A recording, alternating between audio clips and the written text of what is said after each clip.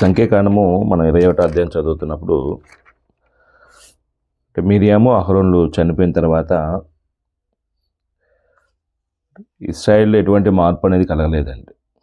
ఇశ్రాయేలు మళ్ళీ ఏ చిన్న అసౌకర్యం వచ్చినా, చిన్న కష్టం వచ్చినా, చిన్న ఇబ్బంది వచ్చినా మళ్ళీ తిరుగుబాటు చేసే మనస్తత్వాన్ని మనం ఈ అధ్యాయంలో కూడా చూస్తాం అన్నమాట. విశేషం ఏంటంటే కన్నీళ్ళ పాపం పరిపక్వమైతే తప్ప దేవుడు వారి భూభాగాన్ని ఇశ్రాయేలుకి స్వాస్థ్యం ఇవ్వడు కదా. అంటే ఇప్పుడు ఈ అధ్యాయం నుంచి మనం చూస్తే ఏంటంటే నెమ్మదిగా ఒక్కో ప్రాంతాన్ని కనానీ లేక భూభాగాన్ని దేవుడు ఏం చేస్తాడంటే ఇశ్రాయేలుకి స్వాస్థ్యంగా ఇస్తాడండి. మనం 21వ అధ్యాయంలో అది మనం చూసే విషయాలు. అంటే వాస్తవానికి 20వ అధ్యాయంలో గొప్ప హెచ్చరిక దేవుడు నాయకులకి ఇచ్చాడండి. ఏంటంటే నాయకుడు ఎప్పుడు కూడాను దేవుని మీద తిరుగుబాటు చేయకూడదు, దేవుడు చెప్పింది కాకుండా ఎటువంటి వ్యతిరేకమైన చర్య చేయకూడదు, చేస్తే దేవుడు దాన్ని కఠినంగా దండన విధిస్తాడు అనడానికి నాయకులకి కఠినమైనటువంటి హెచ్చరిక చేసినట్టుగా మనం చూసాం. అంటే ప్రజలు సనుక్కున్నారు, ఆ సనుగును బట్టి వ్యతిరేకంగా మోషేకి అహరోనుకి మాట్లాడారు. దాన్ని నీటి సమస్య విషయంలో మోషే చేసినటువంటి తప్పిదాన్ని బట్టి దేవుడే అన్నాడు, కానాన్లో మిమ్మల్ని ప్రవేశపెట్టనన్నాడు. అక్కడ నేర్చుకున్నది ఏంటంటే దేవుళ్ళో ఎప్పుడు పక్షపాతం ఉండదండి. దేవుడు న్యాయవంతుడు అనే మాట మనం చూస్తాం కదా. ఎవరు తప్పు చేసినా దేవుడు తప్పుగానే చూస్తాడు తప్ప, మోషే ఆయన గురించి మనం సంఖ్యాకాండం 12వ అధ్యాయం చదువుకున్నాం, మిక్కిలి సాత్వికుడు అనే మాట చదువుకున్నాం కదా. అయితే దేవుడు ఆయన గురించి అలాంటి విట్నెస్ ఇచ్చిన తర్వాత మళ్ళీ ఆయన గురించి నేనే గొప్ప మాట ఆయన గురించి చెప్పి మళ్ళీ ఆయన కానాన్లో పెట్టలేకపోతే మరి నన్ను గురించి చెడుగా అనుకుంటారేమో అనుకోలేదండి. దేవుడు ఎప్పుడు కూడాను న్యాయవంతుడు అనడానికి ఎవరు తప్పు చేసినా తప్పును తప్పుగానే చిత్రీకరిస్తాడండి. అది నాయకుడు కావచ్చు, ప్రజలు కావచ్చు. దేవుళ్ళ పక్షపాతం లేదు ఎప్పుడు కూడాను. అయితే మోషేలోని గొప్ప గుణం ఏంటంటే దేవుడు వారిని కనాన్లో ప్రవేశపెట్టనని చెప్పిన తర్వాత కూడా ప్రజలను ఏం చేస్తాడంటే ఓపికతో నడిపించాడండి. అంటే నాయకుల్లో ఉన్నటువంటి మంచి మనసు ఏంటంటే అక్కడ నువ్వు ప్రతిఫలం పొందుకోవు, నేను నీకు స్వాస్థ్యం ఇవ్వను అని దేవుడు చెప్పినా సరే దేవుడు ఎంతకాలం ఆయనకు అవకాశం ఇస్తాను నడిపించే విషయంలో అంతకాలం ఓపికతో ప్రజల్ని నడిపించి ఆయన 120 సంవత్సరాల వయసులో చనిపోతాడండి. అది మనం ద్వితీయోపదేశకాండం చెప్పుకున్నప్పుడు ఇంతకుముందు మాట్లాడుకున్నాం. దేవుడిని పరిశుద్ధులను సన్మానించాలనేది సంఘంలో సభ్యులకైనా సువార్థికుడికైనా వర్తించే సూత్రం. దేవుని మాటకి వ్యతిరేకంగా చేయటం నేడు సంఘాల్లో ఏ గొప్ప వ్యక్తి చేసినా సరే దేవుడు దాన్ని ఉపేక్షించడండి, అది శాపంగానే చూస్తాడు దేవుడు. 21వ అధ్యాయం మనం 1-3 వచనం చదువుదాం. 21వ అధ్యాయంలో ఇశ్రాయేలు అతారిం మార్గంలో వచ్చుచున్నారని దక్షిణ దిక్కున నివసించిన కనానీయుడైన అరాధరాజు విని అతడు ఇశ్రాయేలుతో యుద్ధం చేసి వారిలో కొందరిని చెరపట్టగా, అంటే వీళ్ళ ప్రయాణం ముందుకు సాగిందండి. అహరోను చనిపోయిన తర్వాత వాళ్ళు 30 దినాలు సంతాప దినాలు ప్రకటించారు. అంటే దుఃఖం సలిపారు 30 రోజులు. అంటే వీళ్ళు ఆ తర్వాత వీళ్ళు ప్రయాణం ముందుకు సాగింది. ఎడుగుండు వెళ్తున్నారు వీళ్ళు ఇశ్రాయేలు అతారీల మార్గమున వచ్చున్నారని దక్షిణ దిక్కు నివసించిన కనానీయుడైన రాజు పేరు ఏంటంటే అరాదు రాజు విని, కనాను జాతుల్లో ఈ అరాదు రాజు విని దక్షిణ ప్రాంతంలో ఉన్నటువంటి రాజు ఇతను. ఇప్పుడు వీళ్ళు ఎక్కడున్నారండి, ప్రజలు ఎక్కడున్నారు? ఇంతకుముందు చదువుకున్నాం. ఏ ప్రాంతంలో ఉన్నారండి? ఎవరు చెప్తారు? సోదరులు ఎవరు ఉన్నారు జూమ్లో? ప్రయాణం ఇప్పుడు ఎక్కడి నుంచి సాగుతుందండి వాళ్ళది?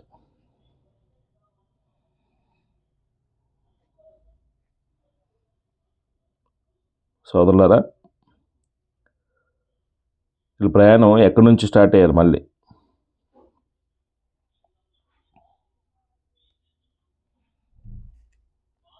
ఎవరు మాట్లాడేంటండి?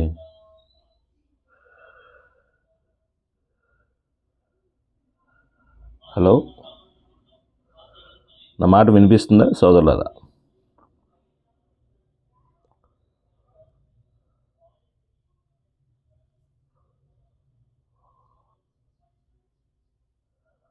హలో,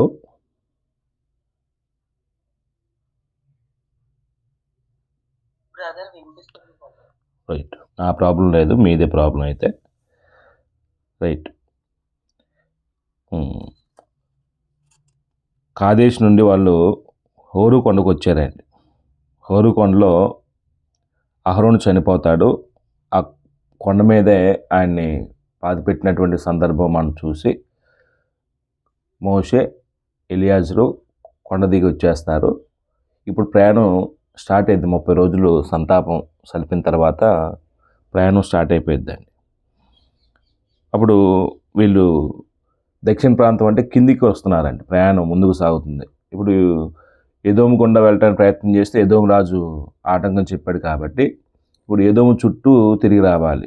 ఎదోము చుట్టూ తిరిగి వచ్చే క్రమంలో కనాను ప్రాంతం ఒకటి టచ్ అయిందండి. ఏంటంటే అది అతారీల మార్గమును వచ్చున్నారని దక్షిణ దిక్కున నివసించిన కనానీయుడైన అరాదు రాజు విని అతను ఎటువంటి ఇంటిమేషన్ ఇవ్వకుండా యుద్ధానికి వస్తున్నానని ఇశ్రాయేల్ మీదకి ఏం చేశాడంటే సైన్యాన్ని వెంట పెట్టుకుని వచ్చి దొమ్మికి వచ్చేసాడండి. ఇశ్రాయేల్ని కొంతమందిని ఏం చేశాడు, చెరపట్టాడండి. అంటే ధర్మం ఏంటంటే యుద్ధం చేసేటప్పుడు మేము యుద్ధానికి వస్తున్నామని వాళ్ళకి సంకేతం ఇచ్చి వాళ్ళు వీళ్ళు కూడి ఓ ప్రాంతంలో యుద్ధం చేస్తారండి. మనం అది యుద్ధ ధర్మం. అయితే ఇక్కడ ఈ అరాదు, ఈ రాజు ఎటువంటి సమాచారాన్ని ఇవ్వకుండా ఇశ్రాయేల్ మీదకి ఏం చేశాడు, దొమ్మిగా సైన్యాన్ని వెంట పెట్టుకుని వచ్చాడు. అప్పుడు వాళ్ళు ఎలక్ట్గా లేరు కాబట్టి ఇశ్రాయేల్ కొంతమంది ఏం చేయబడ్డారు, చెరపట్టబడ్డారండి. రెండోది, వారిలో ఉన్నటువంటి పాపచర్యని బట్టి కూడా దేవుడు ఏం చేస్తాడంటే వాళ్ళని శత్రులకు అప్పచెప్తాడండి. అంటే ఇంతకుముందు తిరుగుబాటు చేస్తారు కదా, మోషే మీద, అహరోను మీద తిరుగుబాటు చేశారు కదా, వాళ్ళ బుద్ధి రావటానికి వాళ్ళ జీవితంలో దేవుని మీద ఆధారపడి అంటే మారు మనసు పొందాలి. వాళ్ళు చేసిన తప్పిదాన్ని గుర్తించి దేవుని సన్నిధిలో ఒప్పుకోవాలి, దేవుని యొక్క సహాయం కోరుకోవాలి. అంటే ఈ బుద్ధి రావడానికి దేవుడు ఏం చేస్తాడంటే ఇలాంటి చర్య తీసుకుంటాడండి. వాస్తవానికి దేవుడు వారిని నడిపిస్తున్నాడు. దేవుడు నడిపిస్తున్నప్పుడు ఎందుకు శత్రువులు వారిని చెరబడుతున్నారు, ఎందుకు వాళ్ళని బాధిస్తున్నారు అంటే వాళ్ళు ఏదో పాపం వస్తుందండి. పాపం వచ్చినప్పుడు ఆ పాపం విషయంలో వారు మారు మనసు పొంది దేవుని వైపు తిరగడానికి దేవుడు ఏం చేస్తాడంటే బుద్ధి కలుగు చేయడానికి ఈ శ్రమను తెస్తాడండి. శ్రమ వచ్చినప్పుడు మళ్ళీ దేవుని వైపు తిరుగుతారు, దేవుని యొక్క సహాయం కోరుతారు, దేవుడు వారికి సహాయం చేస్తాడండి. ఏం జరిగింది చూడండి ఒకసారి. అప్పుడు దేవుడికి ప్రార్థన చేస్తారండి. ఈ భాగంలో మనం చదువుతున్నప్పుడు దేవుడికి వాళ్ళు ఏం మొరపెడుతున్నారంటే, ఇశ్రాయేలీయులు యెహోవా మొక్కుకొని, అంటే చూడండి, అంటే దేవునికి ఏం చేస్తారు, మళ్ళీ ఇక్కడికి వచ్చిన తర్వాత శ్రమపడ్డారు. అరాదు రాజు వాళ్ళని కొంతమందిని చెరబట్టినప్పుడు వాళ్ళకి శ్రమ వచ్చింది కాబట్టి దేవుని వైపు తిరిగి ఇప్పుడు దేవుని మొరపెడుతున్నారండి. ఆ మొరపెడుతున్నప్పుడు దేవుడికి ఏమని మొరపెడుతున్నారో ఒకసారి చూస్తే, నీవు మా చేతికి ఈ జనమును బొత్తిగా అప్పగించిన యెడల మేము వారి పట్టణంలను నీ పేరట నిర్మూలన చేస్తామండ్రి. అంటే ఈ కనాను జాతి వారు మమ్మల్ని ఇలా బాధ పెడుతున్నారు కాబట్టి మాకు సహాయం చేయి, మేము వారిని పూర్తిగా జయించి నీ పేరట వాళ్ళ పట్టణాలను ఓడించి దాన్ని మేము స్వాధీనం చేసుకుంటాం, సహాయం చేయమని ఇప్పుడు దేవుణ్ణి శరణ కోరుతున్నారండి. బొత్తిగా అప్పగించిన యెడల మేము వారి పట్టణంలను నీ పేరట నిర్మూలన చేస్తామండ్రి. అంటే ఇక్కడ కొంచెం వాళ్ళలో ఉన్నటువంటి ఒక విశ్వాస సంబంధమైన మాట ఏంటంటే, వారి శక్తిని ఆశ్రయించకుండా, వారి శక్తిని నమ్ముకోకుండా, వారి ఘనత కొరకు కాకుండా దేవుని శక్తిని ఆశ్రయించి దేవుడి నామం పేట ఒక కార్యం జరిగించడానికి పూనుకుంటున్నారండి. అంటే దేవుడికి మహిమ తెచ్చే విధంగా ఒక చర్య చేయడానికి పూనుకుంటున్నారు. అంటే అక్కడ ఏం జరిగి ఉంటుంది అంటే, శ్రమ పట్టబడ్డప్పుడు రాజు చేత కొంతమంది చెరపట్టబడ్డారు కదా, ఆ చెరపట్టబడ్డప్పుడు బుద్ధి వచ్చి ఉండిద్దండి. అప్పుడు దేవునికి ఏం చేశారు, వీళ్ళు పశ్చాత్తాపడి మారు మనసు పొంది మొరపెట్టారు. మొరపెట్టినప్పుడు దేవుని యొక్క సహాయం వారికి అనుగ్రహించబడిద్దండి. దేవుడు కూడా వారిని క్షమించి సహాయం చేస్తాడు. చూడండి ఒకసారి అక్కడ జరిగింది ఏంటంటే, మేము వారి పట్టణములను నీ పేరట నిర్మూలన చేస్తామండ్రి. యెహోవా ఇశ్రాయేలు మాట ఆలకించి ఆ కానానీయులను అప్పగింపగా ఇశ్రాయేలు వారిని వారి పట్టణంలో నిర్మూలన చేసిరి. అందువల్ల ఆ చోటుకి హోర్మా అని పేరు పెట్టబడిను.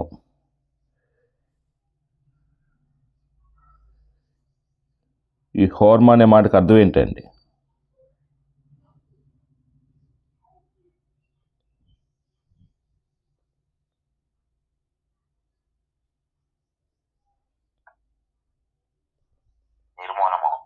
నిర్మూలము. నిర్మూలము. హోర్మా అనే పేరు నేను అంటే బైబిల్ మార్చాను. దీంట్లో ఒక్కసారి ఇచ్చాడండి.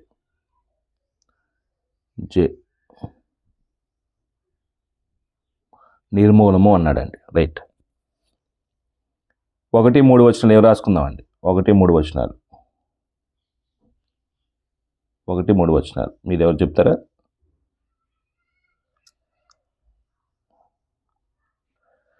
ఇశ్రాయేలు కనానీయులను జయించుట. ఏ ప్రాంతం అది? దక్షిణ దిక్కున్న ప్రాంతం. ఇశ్రాయేలు కనానీయులను జయించుట. 1-3 వచనాలు. ఇశ్రాయేలు కనానీయులను జయించుట.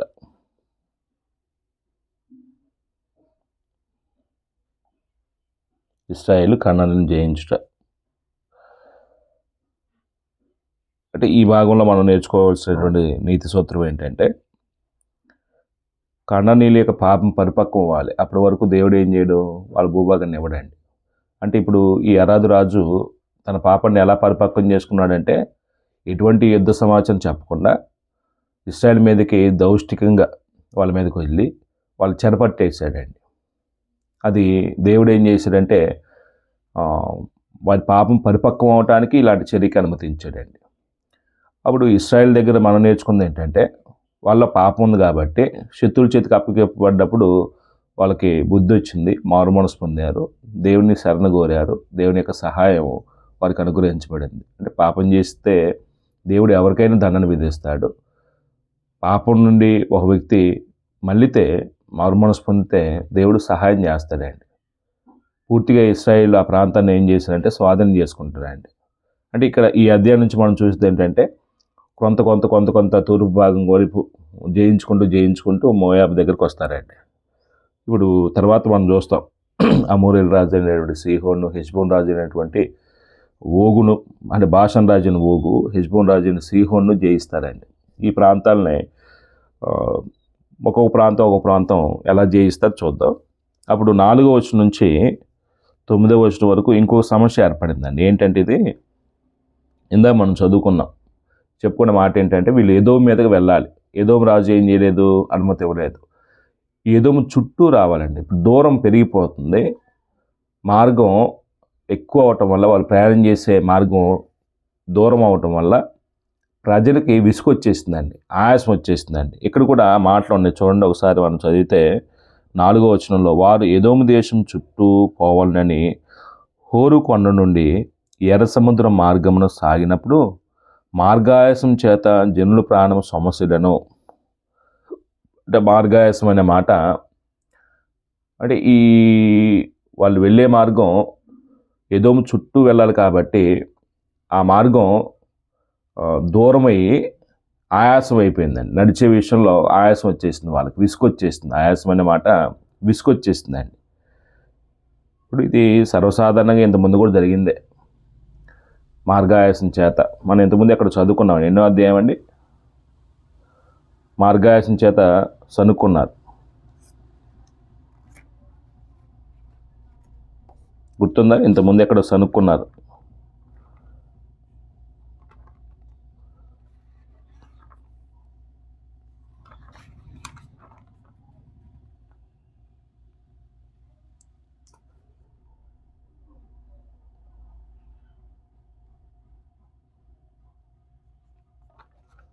ఒక్క నిమిషం, కొత్త బైబిల్ తీసుకుంటే ఇదే ప్రాబ్లం అండి.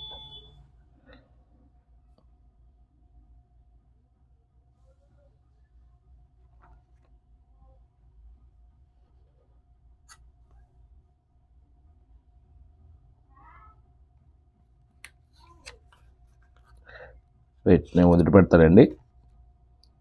అప్పుడు ఎదోం దేశం చుట్టూ పోవాలని హోరు కొండ నుండి ఎర్ర సముద్ర మార్గంలో సాగినప్పుడు మార్గాసం చేత జనులు ప్రాణము సమస్యలను కాగా ప్రజలు దేవుడికిని మోషేకిని విరోధంగా మాట్లాడి, ఈ అరణ్యంలో చచ్చుటకు ఐగుప్తులో నుండి మీరు మమ్మల్ని ఎందుకు రప్పించుతరి?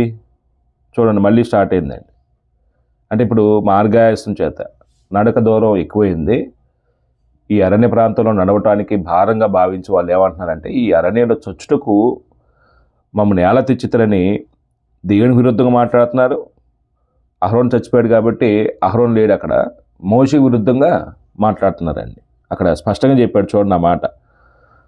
కాగా ప్రజలు దేవునికిని మోషేకిని విరోధంగా మాట్లాడి, ఈ అరణ్యంలో చచ్చుటకు ఐగుప్తుల నుండి మీరు మమ్మల్ని ఎందుకు రప్పించుతరి?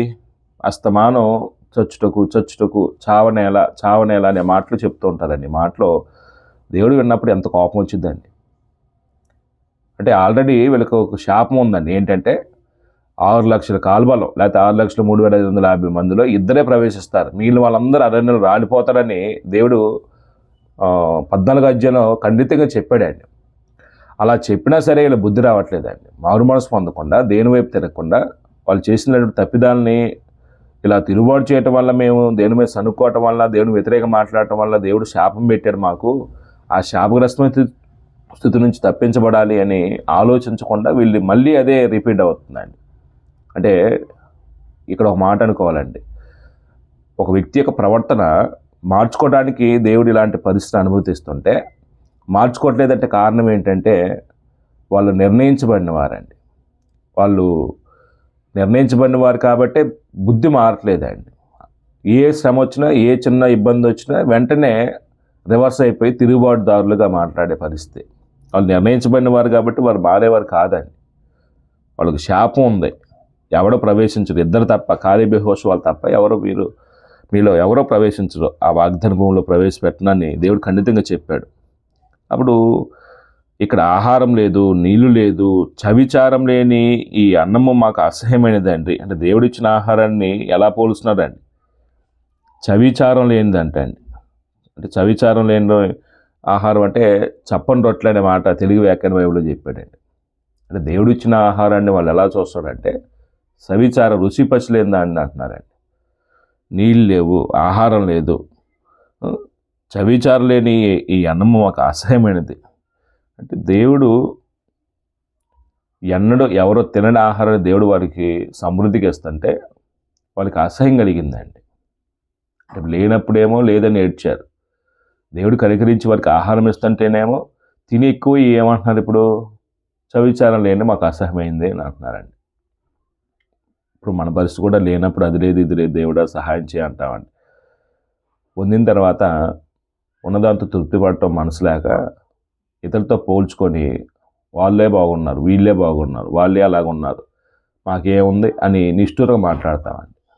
ఇది మనకు ఉన్నటువంటి పరిస్థితి. అప్పుడు 6వ వచనంలో అందుకు యెహోవా,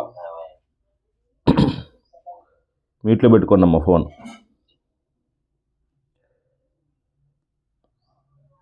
6వ వచనంలో అందుకు యెహోవా ప్రజల్లోనికి తాపకరమైన సర్పములను పంపెను. ఇదిగోండి, మనం ఇశ్రాయేలు చరిత్రలో ప్రజలు తెగులు చేత తాపకరమైన సర్పాలు పంపించినప్పుడు చాలామంది చచ్చిపోయిన సందర్భం మనం చాలా సందర్భాలు విన్నాం కదా, ఈ అధ్యాయంలో మనం చూస్తున్నామండి. అవి ప్రజలను కరువుగా ఇశ్రాయేల్ అనేకులు చనిపోయారు. తాపకరమైన సర్పములు అంటే ఏంటంటే అర్థం, తాపకర్మ అంటే బాధను కలిగించే పాములని. అంటే ఈ పాము కాటు గురైన వాళ్ళందరూ విలవిలవిల్లాడి ప్రాణాలు పోగొట్టుకునే పరిస్థితి అండి. అంటే బైబిల్ చరిత్రలో మనం చూసినప్పుడు ఇది మహాభయంకరమైనటువంటి వర్ణాతీతమైనటువంటి వేదన అండి. మనం పాములు పంపించి ఒకటి కాదు రెండు కాదండి, ఇప్పుడు మన ఇంట్లోకి ఒక పాము వస్తేనే కంగారు పడిపోతామండి. దాన్ని చంపేసేంత వరకు మన ఇంట్లోకి వెళ్ళమండి, బయటికి పరిగెత్తామండి. ఎవరో ఒకరిని అంటే ఎవరో పాములు పట్టుకునే వాళ్ళని పిలిపించి అది ఎక్కడుందో ఏ మూలన ఉందో వెతికి మరీ పట్టుకొని చంపిన దాకా మన మనశ్శాంతం ఉండదు. కానీ ఇక్కడ పరిస్థితి ఏంటంటే ఒకటి కాదు రెండు కాదండి, వందల సంఖ్యలో వచ్చి ఉంటాయండి. వాళ్ళు లక్షల మంది ఉన్నారు కదా, ఈ లక్షల మంది మధ్యకి దేవుడు తాపకరమైన సర్పాలు, మామూలు సర్పాలు కూడా కాదండి, దాని యొక్క కాటు గురైతే ఆ బాధతో చచ్చిపోయే పరిస్థితి వచ్చిందండి, వెలవెల్లాడిపోయే పరిస్థితి అండి.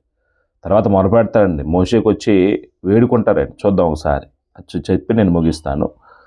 కాబట్టి ప్రజలు మోషే యొద్దకు వచ్చి, మేము యెహోవాకును నీకును విరోధంగా మాట్లాడి పాపం చేస్తుమే. ఇదిగోండి, ముందేమో తొందరపడి మాట్లాడటం, దాన్ని ఏమంటారంటే మనిషికి ఓర్పు ఉండాలండి, సహనం ఉండాలండి. ఓర్పు లేకపోతే, ఓపిక పట్టలేకపోతే అది చాలా పాపానికి గురి చేస్తాను. ఇలా బైబిల్లో మీరు చదువుతున్నప్పుడు ఓపిక పట్టలేక గవర్నమెంట్ పాపాలు చేసిన వారిలో సందర్భాలు మనం చూస్తే, మన మోషే పర్వతం మీదకి వెళ్ళాడండి, 40 రోజులు అక్కడే ఉన్నాడండి. కొందరి కింద వెళ్ళి ఏం చేశారండి, ఓపిక పట్టలేక, నాయకుడి కొరకు ఎదురు చూసే విషయంలో ఓపిక పట్టలేక దూడబొమ్మను చేసుకుని పాపం చేశారండి. మోషే జీవితంలో కూడా జరిగిందండి అది. ప్రజలు ఏమన్నాడు, సహించలేక ద్రోహులారా అన్నాడండి, బాగా 2 మార్లు కొట్టాడండి. సౌలు జీవితాన్ని కూడా మనం చూడవచ్చండి. సౌలు కూడా సమూయేలు రావటం ఆలస్యమయ్యేసరికి జనులు ఆయన దగ్గర నుంచి వెళ్ళిపోతున్నారండి. ఫిలిస్తీన్లు దండెత్తారండి, ఎక్కడ మమ్మల్ని చంపేస్తారన్న భయాందోళనతో అంటే ఓపి పట్టలేక ఏం చేశాడు, దహన బలి అర్పించాడండి, పాపం చేశాడండి. అంటే ఇలాగ బైబిల్లో కొన్ని సందర్భాలు మనం చదువుతున్నప్పుడు దేవుడేమో మనలో ఓపికని అంటే ఓర్పుని కలుగు చేయటానికి, మనం రోమపత్రిక 5వ అధ్యాయం కూడా చదువుకుంటూ వస్తున్నాం కదా ఈ మధ్య, శ్రమ ఓర్పును, ఓర్పు పరీక్ష నిరీక్షను కలుగు చేయని అని, శ్రమల యందు అతిశయపడదాము అంటే శ్రమల్లో సంతోషిద్దాం, శ్రమల యందు ఆనందం కలిగి బ్రతుకుదాం. అంటే శ్రమ ఏం చేస్తా అంటే ఒక పరీక్షగా దేవుడు అనుమతిస్తే, ఆ పరీక్ష మనలో ఏం పుట్టించాలంటే ఓర్పును పుట్టించాలండి, ఓపి పట్టాలండి. ఓపి పట్టకుండా మనం ఎమోషనల్ ఫీల్ అవ్వటం వల్ల ఇప్పుడు ఇలాంటి పాప చర్య జరుగుతుందండి. ఇక్కడ జరిగింది కూడా ప్రజలు సహించలేకపోయారు, ఓర్చుకోలేకపోయారు. మోషే మీద, దేవుని మీద విరోధంగా మాట్లాడినప్పుడు దేవుడు అది ఘోరమైన నేరంగా పరిగణించి వాళ్ళ మధ్య తాపకర్మ సర్పాలు పంపించినప్పుడు, ఆ పాము కాటు గురవుతున్నప్పుడు విలవిల్లాడిపోతూ ప్రాణాలు పోగొట్టుకుంటున్నారు, అనేకులు చనిపోయారంటే అండి. ఇలాగా అస్తమానం దేవుని మీద తిరుగుబాటు చేయటం, దేవుడు వాడి మీదకి ఉగ్రతను కురిపించడం, వాళ్ళు తెగుల చేత హతులైపోవడం. అంటే ఇప్పుడు మనం కూడా చాలాసార్లు తిరుగుబాటు చేస్తాం. చెప్పిన తర్వాత ముగిస్తాను నేను అప్లికేషన్ చెప్పి. కాబట్టి ప్రజలు మోషే యొద్దకు వచ్చి, మేము యెహోవాకును నీకును విరోధంగా మాట్లాడి పాపం చేస్తుంది, యెహోవా మా మధ్య నుండి ఈ సర్పములను తొలగించినట్లు ఆయన వేడుకొనమని మళ్ళీ శరణు కోరాడండి. మోషే దగ్గరికి వచ్చేది, మోషే మేము చచ్చిపోతున్నాం, మా యందు కనికరం చూపించి దేవుని మొరపెట్టు, ఈ సర్పాలు మా మధ్యను తొలగించమని దేవుని వేడుకో అని.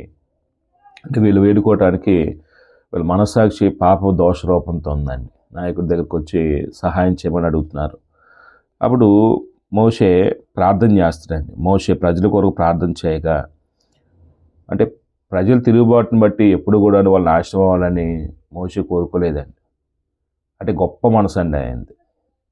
వాళ్ళు తిరుగుబాటు చేసిన ప్రతిసారి కూడాను, వాళ్ళు సహాయం కోరిన ప్రతి సందర్భంలో కూడాను, మీరు అంత అన్నారుగా, ఇలాగన్నారు అలా, మనమైతే ఏం చేస్తామంటే మనకి ఏదన్నా మన వ్యతిరేకంగా మాట్లాడి వాళ్ళు కష్టంలో ఉన్నప్పుడు మళ్ళీ మన దగ్గరికి వచ్చారు అనుకోండి, ఏ ముఖం పెట్టుకుని వచ్చావు నువ్వు, ఏ ముఖం పెట్టుకుని సహాయం కోరుతున్నావు, సిగ్గులేదు నీకు అసలు, నేను చనిపోవని గెంటిపడేస్తామండి. కానీ ఇక్కడ మోషే ఉన్నటువంటి మంచి మనసు ఏంటంటే మళ్ళీ ప్రార్థన చేస్తాను దేవుడికి వారి పక్షాన. మోషే ప్రజల కొరకు ప్రార్థన చేయగా, యెహోవా నువ్వు తాపకరమైన సర్పం వంటి ప్రతిమను చేయించి స్తంభం మీద పెట్టుము, అప్పుడు కరవబడిన ప్రతివాడు దాని వైపు చూచి బ్రతుకునని మోషేకు సెలవిచ్చును. అంటే ఏ సర్పాలైతే అక్కడ కాటు వేస్తూ ఉన్నాయో ఆ సర్పాన్ని పోలినటువంటి ఒక ఇతర సర్పాన్ని, ఒక స్తంభం అంటే ఇతర సర్పాన్ని చేయించి దాన్ని ఏం చేయాలి, స్తంభం మీద అలా నిలబెట్టారు. ఈ పాము కాటు గురవుతున్న వారందరూ ఆ ఇతర సర్పం వైపు తేరి చూసినప్పుడు వాళ్ళు ఏం చేయబడతారు, బ్రతుకుతారు. అంటే ఇక్కడ ఆ ఇతర సర్పం బ్రతికించిద్దా, ఆ ఇతర సర్పం చూస్తే మేము బ్రతుకుతామని దేవుడు చెప్పిన మాటను విశ్వసిస్తే బ్రతుకుతారా? అక్కడ బ్రతికించే శక్తి దేనికి ఉండిద్దండి? ఇతర సర్పం బ్రతికించేది, ఆ ఇతర సర్పం తేరు చూసిన వాడు బ్రతుకుతాడని దేవుడి మాటను విశ్వాసాన్ని బట్టి బ్రతుకుతారా? ఏమండి?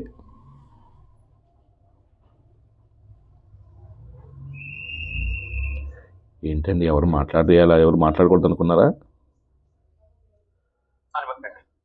ఏమండి, విశ్వాసాన్ని బట్టి బ్రతుకుతారు తప్ప ఇతర సర్పలు ఏమి లేదండి.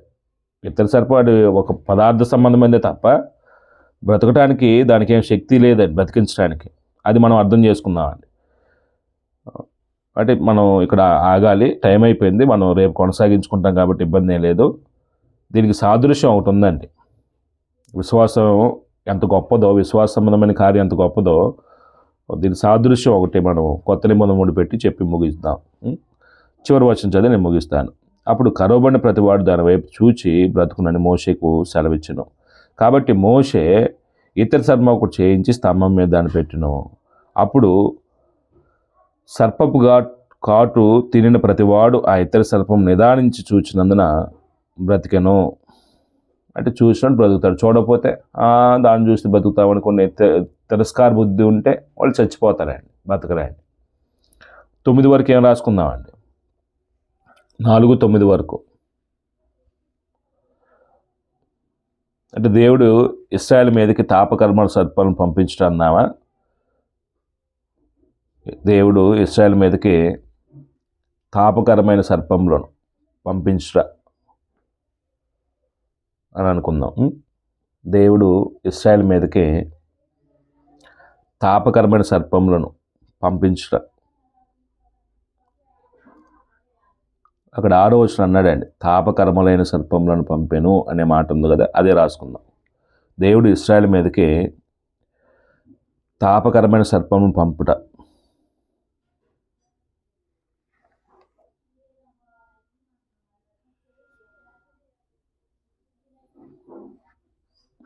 ఇక్కడ మనం ఆత్మీయ పాఠం నేర్చుకోవచ్చండి. అంటే ఇశ్రాయేలు పాపం చేయటం, వాళ్ళ మీదకి దేవుని కోపం రావటం, అప్పుడు దేవుని కోపాన్ని బట్టి వారు బాధ నొందుతూ వారి తప్పిదాలు ఒప్పుకోవటం, దేవుడు చేసినటువంటి సహాయం అంటే పరిష్కారం మనం చూడొచ్చండి. ముగిస్తాను నేను ఈ పాఠాన్ని, ఈ అధ్యాయాన్ని మనం రేపు కొనసాగించుకుందాం. ఒకటి మాత్రం వాస్తవం ఏంటంటే, అది ఇశ్రాయేలు చరిత్రలో మనం నేర్చుకునే అనేకమైనటువంటి సంగతులు, అనేక సందర్భాల్లో వాళ్ళ యొక్క తిరుగుబాట్లు, వారి యొక్క సనుగులు, ప్రతి పాఠం కూడా మనకేం నేర్పుతుందంటే, దేవుడు మనం పరీక్షిస్తాడు, మనం ఓపిక పట్టాలి, ఓర్చుకోవాలి, సహించాలి. దాని వెనకాల దేవుడు అత్యధికమైన ప్రతిఫలం ఇస్తాడు. ఓర్చుకోలేకపోతే పాపాన్ని పెంచుకుంటాం, పాపంలో పడిపోతాం. పాపం చేయటం వల్ల దేవుని ఉగ్రత మన మీద వస్తుంది. దానివల్ల మనకి దేవుడు కఠినమైనటువంటి శ్రమను అనుమతిస్తాడు. ఇంకా పాపం ఘోరమైనటువంటి నాశనానికి ఆత్మ సంబంధంగా మన నాశనం నడిపించింది అనే విషయాన్ని మనం మర్చిపోవద్దండి. అది ఏ పాపమైనా సరే మనకు వస్తే ప్రతి సమయం వెనకాల దేవుడు మనం ఓర్చుకోవడానికి, సహించడానికి, ఒక సహనం అనే యేసు ప్రభువులో ఉన్నటువంటి ఒక సద్గుణం, మంచి గుణాన్ని మనం నేర్చుకోవడానికి, ఆయన యొక్క గుణశీలతను మనం పెంపొందించుకోవడానికి దేవుడు మనకు అనుమతిస్తూ ఉన్నాడు. దాన్ని మనం అర్థం చేసుకుందాం. సహించిన వారమైతే దేవుడు ఇచ్చే ప్రతిఫలం కూడా దాన్ని మనం అనుభవిస్తామండి. సహించలేకపోతే ఇదిగో ఇలాంటి పాపాన్ని మనం మూటగట్టుకొని శాపగ్రస్తులం అవుతాం. వారైనా మనమైనా ఎప్పుడు దేవుడి మీద తిరుగుబాటు చేయకూడదు, దేవుడి మీద సనుక్కోకూడదు, దేవుడి వ్యతిరేకంగా మాట్లాడకూడదు అని మనం ఇశ్రాయేలు చరిత్రలో మనం నేర్చుకోవచ్చు. సోదరులు సమయిస్తూ నేను ఇంతటితో వాక్యాన్ని ముగిస్తున్నాను.